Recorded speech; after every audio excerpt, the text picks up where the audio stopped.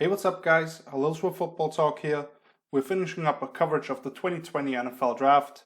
All the prospects have been evaluated, the rankings have been put together, which you can watch here on my YouTube page or on hellosworldfootballtalk.com. And now we're just 3 days away from the draft, so it's time to have some fun.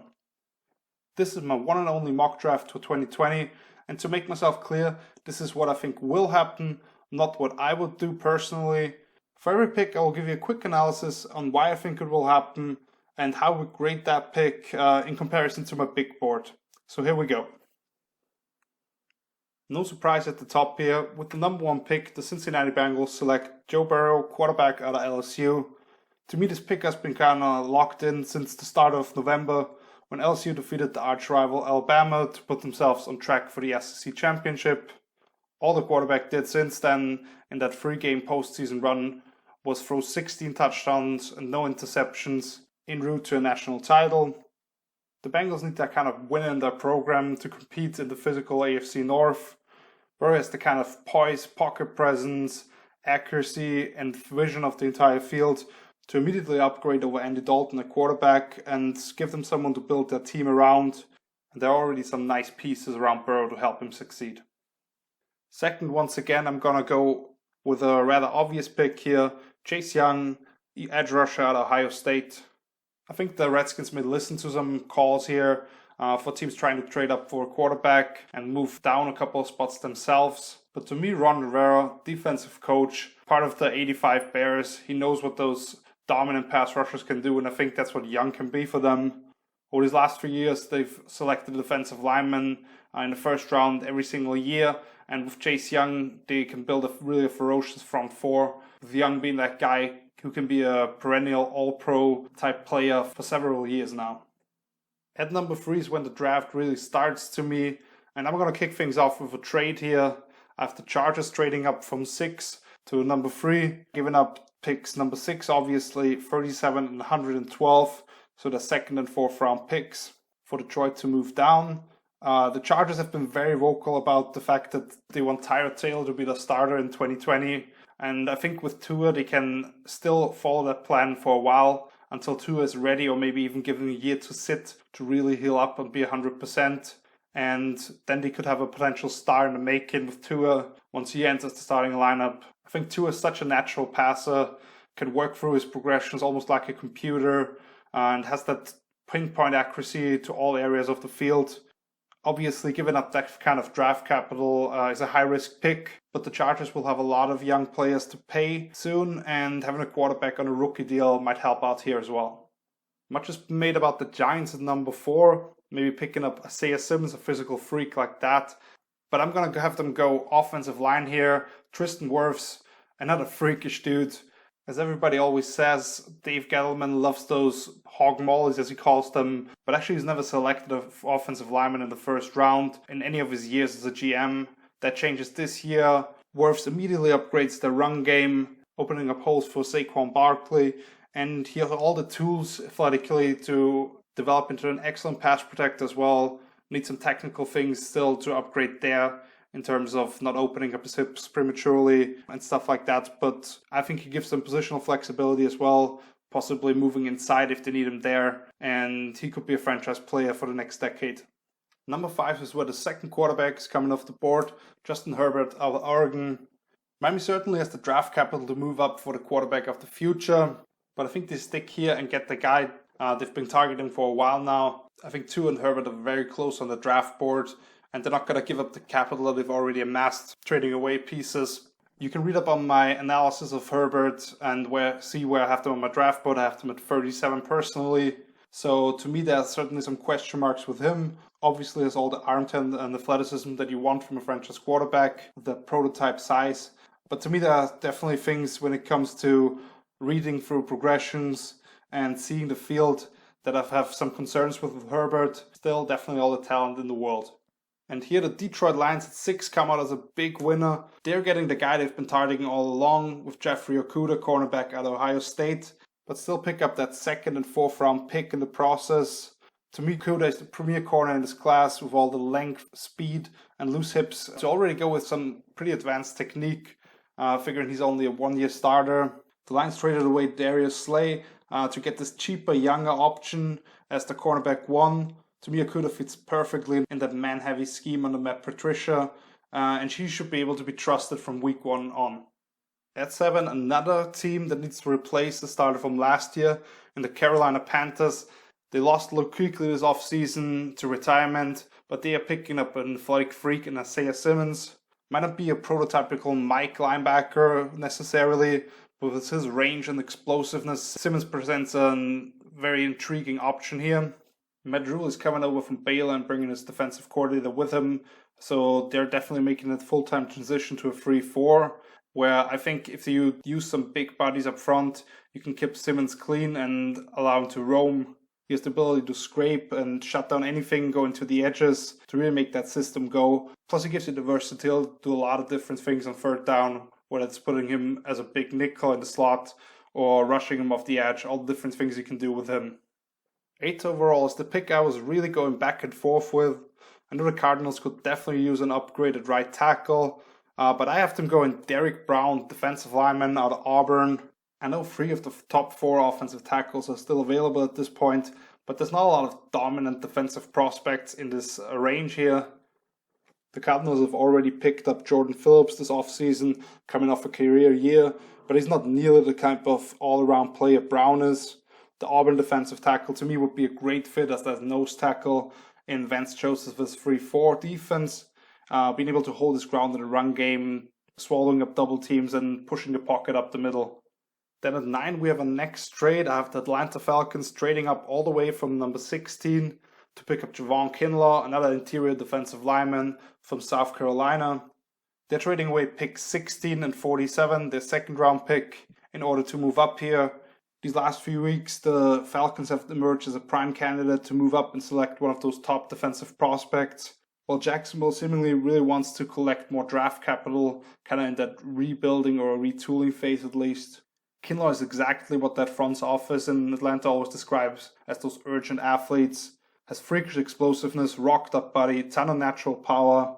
I know he's kind of a one-trick pony at this point as a pass rush with that bull rush, but he has all the tools to become a dominant player up front for them to pair with Grady Jarrett inside. Another option here would be Florida cornerback C.J. Henderson. But to me, Kinlaw's presence up front helps that secondary, and it adds size to a rather small defense. Closing out the top 10, I have the Cleveland Browns selecting Mekhi Becton, offensive tackle out of Louisville. The Browns are reportedly in conversations with multiple teams to trade down possibly, but if Becton is available, I'm not sure if they can pass on such a massive tackle prospect. Becton's a 365-pound maul in the run game that will fit perfectly in Kevin Stefanski's heavy zone rushing offense. In terms of technique, Becton still certainly has a lot of room to grow, but if he improves as a pass protector, he could be a franchise left tackle, and that offensive line that had some issues last season all of a sudden looks really good. Already a pretty strong interior 3, and now bringing in Jack Conklin and now Becton to go with it, they could have one of the better offensive lines in football. At number 11, I have a third trade. I have the Denver Broncos moving up 4 spots to number 11 with the New York Jets to pick up Jerry Jeudy, wide receiver out of Alabama. They give up picks 15, their third round pick 83, and 118, their fourth round pick. So they would still have 2 third round picks left. They have the capital to move up here, have emerged as a candidate to move up these last few days to pick up a wide receiver to complement the big body Cortland Sutton. Jeudy would give them the best route runner in this class with the ability to move across the formation, and he would really fit well with that offense. You combine that with last year's first round pick, Noah Fant at tight end, 2 excellent running backs, and an improvement in the offensive line. And now there's a lot to work with for sophomore quarterback Drew Lock. I think if they sit back at number 15, the top 3 receivers will be off the board, and they would have to reach kind of for the next guy they have among the wide receivers, which is definitely a step down. So I think still keeping those 2 third round picks, they're making a good pick here, getting the best receiver in the draft on my board. Obviously, a speed guy like Henry Ruggs would make an excellent complement to Sutton as well, but Jeudy is definitely the best route runner in this class and can start right away for them. Alright, the run on wide receivers has officially started. At number 12, I have the Las Vegas Raiders opting for Henry Ruggs, the second receiver out of Alabama to be drafted here back-to-back in this scenario. The Raiders have their choice between Ruggs and CeeDee Lamb from Oklahoma. I have them going with the shiny toy and Ruggs here. He has dangerous speed and could be a real weapon for John Gruden to utilize in his offense. When you look at that wide receiver crew with Tyrell Williams, Zay Jones, Hunter Renfrow, now Nelson Aguilar, they lack that true speedster, and Las Vegas could definitely use a guy like Ruggs with the ability to scare defenses and break the game open. While Derek Carr is definitely not the type of guy who will fling it up in the air, or a conservative quarterback. With a guy like Ruggs, he can put the ball in his hands on jet sweeps, reverses, or just throw him a quick slant and he can take it 80 yards, which we showed for the Tide. I think this is a pick Al Davis would be really proud of. So we're going back to back here. 49ers, I have picking up the third receiver in this class, CeeDee Lamb. Personally, he's my number 2 receiver. He might be number 1 on the 49ers board actually. Fits really well in that system. The 49ers don't really have that true X receiver. I think Lamb can fill that role right away. He's a really physical route runner, has that alpha mentality when the ball is in the air. He's just amazing with the ball in his hands, the way he can see the field and make people miss in space. Just imagine him and Deebo Samuel going to work with the ball in their hands, two of the very best at gaining yards after the catch. We saw in the Super Bowl that Jimmy Garoppolo has kind of just limitations as a passer, so getting weapons around him like those two guys who can make life easy on him and gain yards with the ball in their hand is definitely something that is crucial for their success. At 14, the Tampa Bay Buccaneers sit here, and they have to leave day one as one of the biggest winners after drafting my top tackle available, Jedrick Wills Jr. out of Alabama. He made it here due to a combination of factors, whether it's the Cardinals going defense instead of opting for the O-line, the Browns falling in love with Becton, and the Jets trading down to 15. Will shows really an aggressive mindset as a run blocker, really gets after people, and he has multiple textbook reps in pass protection, really showing good fundamentals in that area. Tampa Bay could certainly need an upgrade at right tackle with Joe Haig, and they need to find type of guys who can protect a soon 43-year-old Tom Brady. In this scenario, they land the best tackle on the board, and they really don't have to move up any spots to get him. Similarly, the Jets trading back 4 spots still get a guy they are really high on apparently, and Andrew Thomas out of Georgia, offensive tackle as well. Gang Green has been really happy with how the board falls here, moving down a couple of spots, picking up draft capital, and still getting the guy to protect Sam Darnold going forwards. Thomas is an excellent zone running blocker and was really productive as a pass protector. Only allowed 1 sack last season, never allowed more than 2 quarterback pressures in a single game his entire career. Of course, adding a true number 1 receiver would make sense here, but with the top 3 off the board and then trading down in this scenario, I think this is a really good pick for them. If they stay put, they could obviously opt for a receiver instead. And closing out the top half of this first round is the Jacksonville Jaguars, who moved down from number 9 in a trade with the Falcons, and they have to be really happy here as well, since they can still grab CJ Henderson, cornerback out of Florida. This kid's been really rising up draft boards. I wouldn't be shocked actually if they can't find a trade partner, stay at 9 and pick up Henderson there already. Now that they have given away their top 2 corners in Jalen Ramsey and AJ Bouye, that position has all of a sudden become a huge need for them. I think Henderson gives them another super talented guy with the attitude to survive full-time on an island. When you look at all the players they have traded away and still might give up, Jacksonville doesn't seem like they're in contention right now. And this young man is just a guy who they can groom into a different version of what they had in Ramsey, a really talented number 1 corner. With how the board fell, I was really thinking about what the Cowboys could do here at 17, but instead of making a pick and just taking the best player on the board, I found a trade partner for them, and it's kind of uncommon to trade within your division, but I have the Philadelphia Eagles moving up from number 21 to number 17 and picking up their top receiver left on the board in Justin Jefferson out of LSU. The Eagles are desperate for a wide receiver, and while they would also love to go up and get a speed demon like Henry Ruggs early on, with him going that early, I don't think they want to invest quite that much draft capital to pick a guy like that up. Jefferson is a really nice option instead. Might not quite scare you as much vertically and give you that to open up space for their tight ends underneath in between the hashes. But Jefferson's a really dependable player, catches pretty much everything thrown his way, excellent route runner. He would be a huge upgrade over Nelson Aguilar, who was anything but consistent for them, and give Carson Wentz somebody he can rely upon. At number 18, the Dolphins with the second pick in the first round. They're picking up Kayvon Chaisson, edge rusher out of LSU as well. Miami has already picked up 3 former high draft picks on the edge this offseason in Shaq Lawson, Taco Child, and Emmanuel Ogbah. But to me, they still need that true number one guy, and I think Jason has the potential to definitely be that. He's such a natural, bendy pass rusher, and he offers a lot of versatility, where it's showing his pursuit of the backside on run plays, the things he can do in coverage, whether it's dropping out in the shallow zones or even picking up running backs and running with them downfield at times. So he's a guy that I think Brian Flores and all those former coaches coming from the Patriots value highly. I think Jason also can be a team leader going forward as well. He already did that at LSU, what it's highly coveted number 18. And I think the same way he was a team leader for the Bayou Bengals, he can continue to be that for the Dolphins and be someone who they can build their program around. All right, the Las Vegas Raiders have the second pick of the first round at number 19. And I was debating back and forth here a little bit, but I think the guy who makes a lot of sense here is A.J. Terrell, cornerback out of Clemson. We already saw this last year. Mike Mayock and John Gruden just love those established guys from big-time programs, especially Clemson. After picking up 3 guys in the draft last season, Terrell has the size and length to develop into an excellent corner to pair with his former running mate in Trayvon Mullen, who was the second-round pick for the Raiders last year. I certainly have my question mark with him.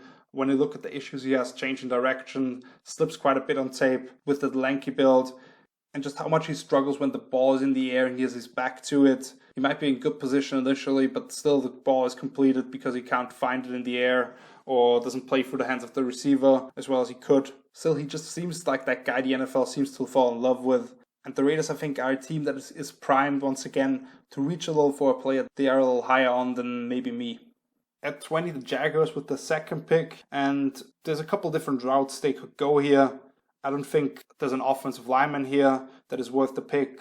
Also, Justin Jefferson or any other receiver that I think would be in this range. Can't quite see them going that way now if they can't get one of the top 3. So instead I have them going with Xavier McKinney, safety out of Alabama. Jacksonville goes right back to the well with a defensive back from the SEC. This time they're picking up a safety. McKinney shows a lot of versatility, whether it's playing in deep halves, sometimes even free safety, dropping down into the box or covering slot receivers. Might not be the flashiest picks here, but to me, you can do a lot worse than grabbing my top-rated safety, who I actually have right here at number 20 on my big board as well. I think he's another one of those tone setters they can build the program around going forward in kind of that retooling phase and would make a lot of sense to me here. At 21 now, the Cowboys trading back with the division rival Eagles. I have them going with another corner here, Christian Fulton out of LSU. I think the Cowboys would love to grab C.J. Anderson, or maybe even one of those top-tier receivers, but with the corner going 1 pick before their original selection and the top 3 pass catchers off the board at this point, I think they would be smart to move back a little here. Dallas also seems happy with Connor McGovern, their third-round pick from a year ago, jumping in at center to take over for Travis Frederick, who retired recently. So I didn't go with a guy like Michigan's Cesar Ruiz here either. Instead, I went with a different corner here from the national champions in Fulton. He played as much press man as any corner in the draft last season, and he has the ability to click and close in zone coverage. For some reason, I can just really imagine him with that blue star on his helmet, replacing the recently departed Byron Jones to upgrade a defense that hasn't had as much money invested into as the offense maybe has. At 22, I have the Vikings going with a pick that I've had locked in for a while now. I have them picking up Yetur Gross-Matos, edge rusher out of Penn State. So let me tell you this, a long explosive defensive end with all the athletic tools to become an even better player at the pros. Sound familiar? That's exactly how I would have described Daniil Hunter just 5 years ago. I think Gross-Matos is the type of prospect that seems right in the mold for what Mike Zimmer wants to have and to develop into a star just a couple of seasons into his career. He's already a physical run stopper and shows tremendous upside in the pass game, really showing those flashes but not quite putting it together consistently and being able to dominate yet. With Everson Griffin opting out of his contract recently and becoming a free agent, the Vikings have a big hole at the position now all of a sudden, and Gross-Matos also has the flexibility to move inside over guards and passing down, which is something that he loved to do with Griffin. Can kind of play that free tech role in sub packages for them as well, I think. And now 23, the New England Patriots, I have them sticking here. And a lot of people would like to see them go with quarterback. I have them going with a really Bill Belichick type of move, picking up A.J. Epinesa, edge rusher at Iowa. This pick just makes too much sense for me here. Epinesa is a really productive college player already, who is technically sound with his hands and the big body in the run game, offers great versatility across the formation, doesn't give up ground in the run game, and doesn't really get out of his pass rush lanes, which is something Bill Belichick and the coaches there in New England really covet. So I think Epinesa is a rock-solid player.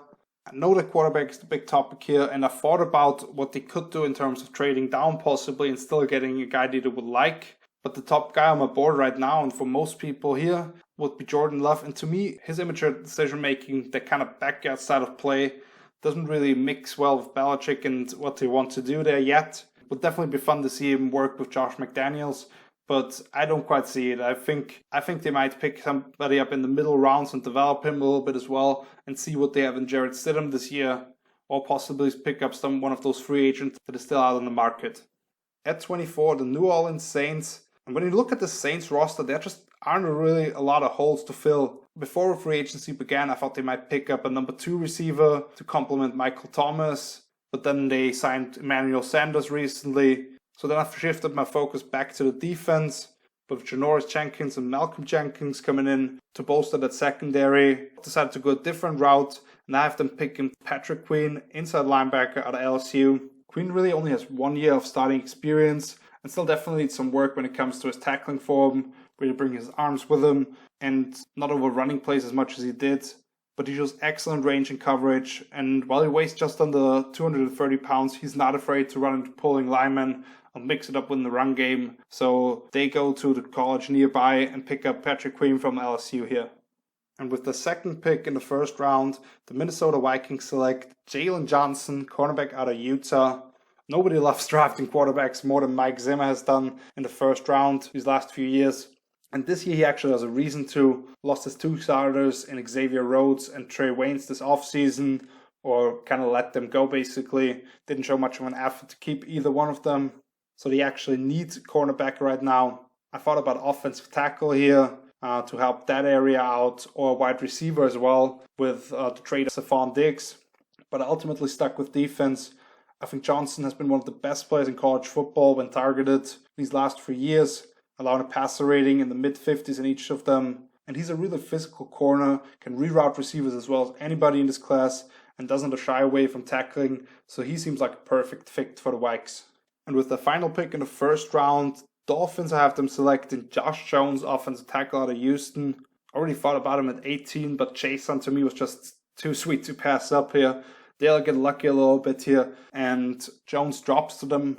When you look at the Dolphins last year, they feel one of the worst offensive lines in football we've seen in recent years.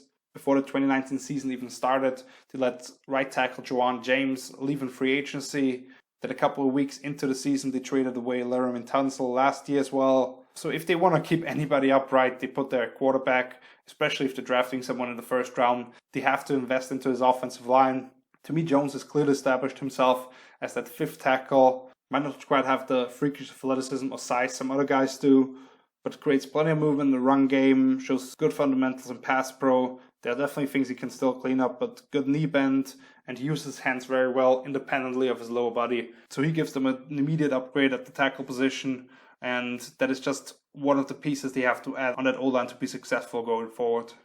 Alright, 27, Seahawks. This is one of the most confusing teams every year. Usually trade down and then select somebody that nobody had on their radar. Once again, this year I have them going with a bit of a surprise pick here.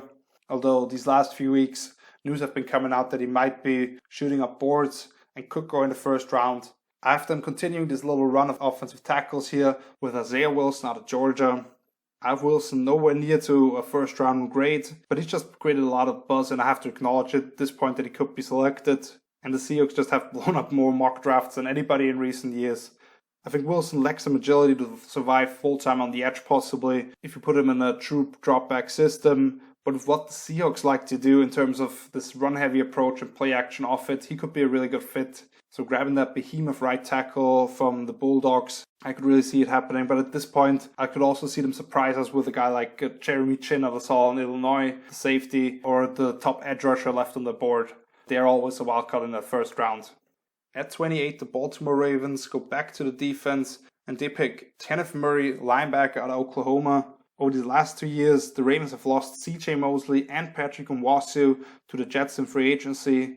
They recently resigned L.J. Ford, and they played as safeties as much as linebacker on sub-packages as any other team in the league. But to me, they still lack that true alpha in the middle of the defense. Murray has incredible range and closing speed for the position. And with all those big bodies the Ravens have up front, they can allow him to stay clean from blocks and not have to deconstruct those, which is something he still needs to work on. At this pick, I was going to give the Ravens either Murray or LSU's Patrick Queen, depending on who falls to them, while they still have the option to pick up a wide receiver later in this draft from this loaded class. I think if both those guys, Murray and Queen, are off the board, they could also opt for a hybrid stand-up backer and edge rusher in Wisconsin Zach Bond. Would make a lot of sense here too, and could fit that scheme very well. Alright, we have reached the 7th offensive tackle in this first round. Really think we could have a lot of guys drafted at the position this year. I have the Titans going with Austin Jackson out of USC. Right now the Titans are set to go into camp, depending on if there will be a camp, with Dennis Kelly and Tyson Brilo competing for that right tackle spot. So they could definitely use an upgrade there. I thought about pass rusher or replacement for Logan Ryan at cornerback as well. But I believe with Vic Beasley being brought in through free agency and some of those young guys moving up the depth chart in the secondary, the Titans will continue to invest into that offensive line, with Jack Conkling being lost in free agency as well. If they want to keep that run going with Derrick Henry, the play action game off it and all that kind of stuff, they need to have the strong offensive line as a foundation. To me, Jackson is not that kind of physical run blocker you want, and his base can be kind of all over the place in protection, as well as having high hands. So to me, he's a day 2 pick. I have him rated much lower, but I certainly see the athletic traits to develop in that area. We've reached the final 3 picks. At number 30, after Green Bay Packers selecting Denzel Mims, wide receiver out of Baylor. The Packers have needed to add more pass catchers around Aaron Rodgers over the last couple of years now. All the top offensive tackles are off the board to replace Brian Bulaga, who they lost in free agency. They've heavily invested into the defense in recent years, especially that secondary. The one guy that would make sense to me here might be TCU's Ross Blacklock, since they need some guys on the interior of that defensive line. But I'm going to go with another Big 12 standout in Denzel Mims. Really blew everybody away at the Senior Bowl and at the Combine with his combination of size, explosiveness, and physicality. I really like the different releases he can use. Didn't run a very broad route tree with Baylor, but it shows he can do it at the Senior Bowl to me. And it's just a really physical player who I really like. I actually have him 31 on my board overall, so I wouldn't be surprised to see him go even earlier than 30 here.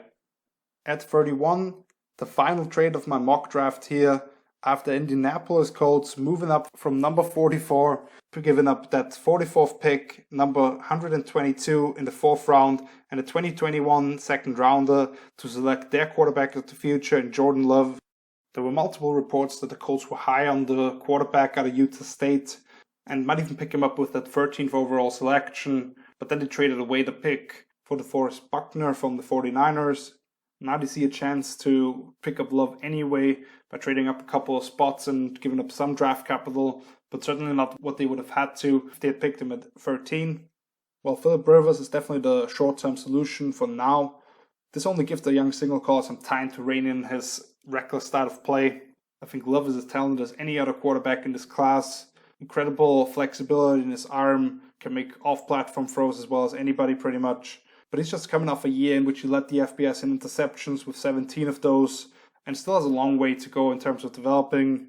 Regardless, I think if you look at the Dolphins drafted Herbert at 5 here, which is definitely a possibility, I think just investing a late first round pick in Love is way less risky than grabbing Herbert at the top, who I think are pretty close actually to each other. And the 49ers will be more than happy to move back since they don't have any picks on day 2 as we stand right now. And with the final pick of my mock draft, the reigning Super Bowl champion Chiefs pick up Clyde Edwards-Helaire, running back at LSU. As the draft process has advanced, I've had this feeling more and more that they might go running back here. Of course, the Chiefs could still invest into the defense, drafting another corner here, or possibly trade back a couple of spots and still get one of the guys they like. But in the end, I think this just makes a lot of sense. Edwards-Helaire is only my number 5 back personally in this class, but I still have him at 31st overall in my big board, and he just fits that KC offense really well. He would give them somewhat of a physical identity as a hard-nosed runner to go with that high-flying passing attack, with the contact balance to create yardage after contact and really set a tone that way. But at the same time, he led all draft-eligible running backs in receptions last season. He would give that pass-happy offense and Mahomes another weapon, but more importantly, that check-down option. If Mahomes scans for those vertical concepts and there's nothing he can do, he can just check it down to Edwards-Helaire, who will make something happen with it. So he makes a lot of sense here, and I could definitely see him being that first back off the board. So that is my mock draft. I hope you enjoyed it. If you're interested in any of my positional breakdowns or my big board, you can find all those kind of videos here on my YouTube channel or on my page, Footballtalk.com. My social media channels are all linked down below in the description, and you can always hit me up in the comments or per direct message if you're interested in my opinion on any of these draft prospects, maybe also in the later rounds. I've been working through 350 plus prospects and have about 160 or 170,000 words of my notes. So there's a lot of information I can share with you if you're interested. I hope you're going to have a great draft weekend. This is the only weekend of the year where every team gets better, so we can all be happy for that. I'll be back a couple of days after the draft with my recap of what went down, biggest winners and losers, reaches and steals of the draft. Excited for that. So until then, see you later. Peace.